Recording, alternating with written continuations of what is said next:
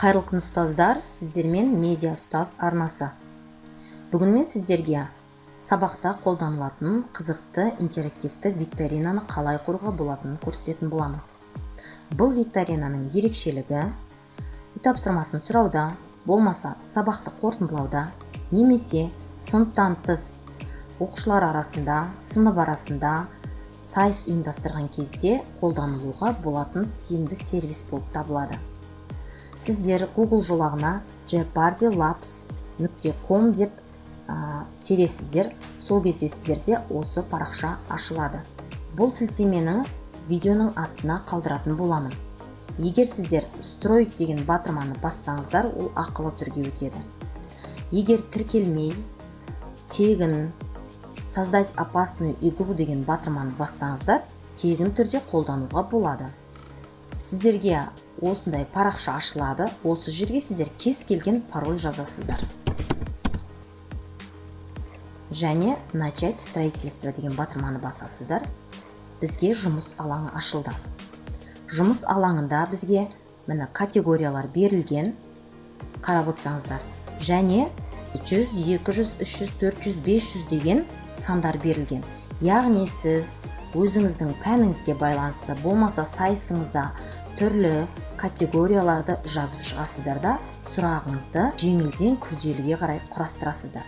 Сіздердің сұрақтарыңыз бен жауаптарыңыз дайын болса, викторинаны тез құрастыруға болады.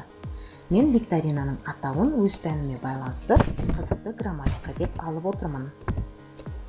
Енді мен грамматикаға байланысты, пәніме байланысты атауларды жазып шығамын. Яғни сіз өзіңіздің пәніңізге байланысты категорияларды жазып шығасыз. Енді мысалы фонетикаға жеңілден күрделіге қарай мен сұрақтарды жазып шығамын. Уақыттың тығыздығына байланысты мен бір сұрақ қана жазып кетейін.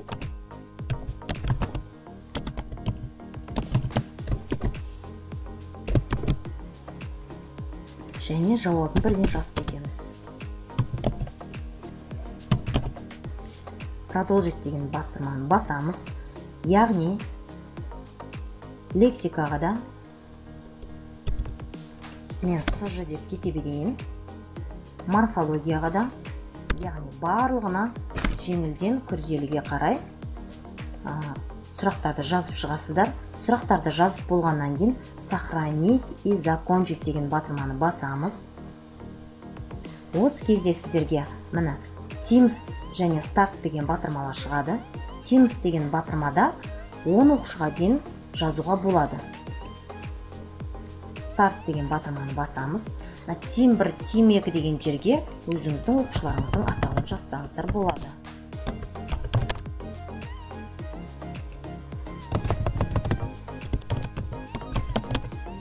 Енді егер менде Алмас фонетика бірінші 100 сұрағын таңдайтын болса, және жауап беретін болса, қазақ тілінде қанша әріп бар деген сұраққа жауап берсе, мен жоғар жақтағы Spaceba деген батырманы басамын, сол кезде жауап шығады.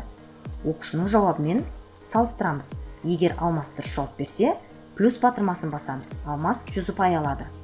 Сол сияқты қайтадан жоғар жақта ESK деген батырманы басамыз. Осылай оқушылар өздері кез келген ұяшықты таңдап, күрделігіне қарай өздерінің балдарын алатын болады.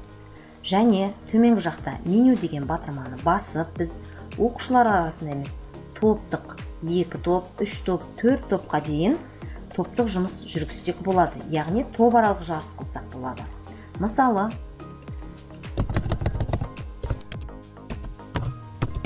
топ атауларын жазып жіберейін. Алғырлар.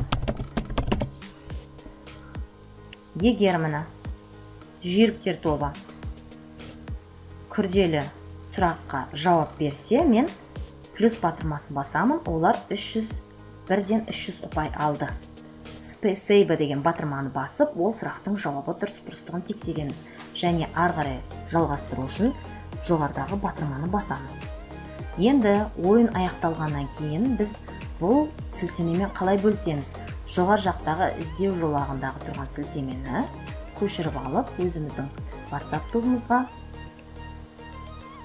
жіберетін боламыз. Болмаса Google'дағы іздеу жолағына салып, ойынды қайтадан бастап көруге болады. Міне қызықты грамматика деген біздің ойынымыз сақталып тұр. Осы жерде біз оқушыны таңдаймыз. Қанша оқушымен ойнатамыз? Топтық жұмыс ретінде ойнатамыз ба, жоқ оқушылардың жеке-жеке ойнатамыз ба? Және continue батырмасын басамыз. Міне бұл интерактивті викторина сайыс сабақтарда, сабақты қорытындылағанда қолдануға болатын тиімді, оқушыға қызықты интерактивті сервис болып табылады. Назарларыңызға рахмет.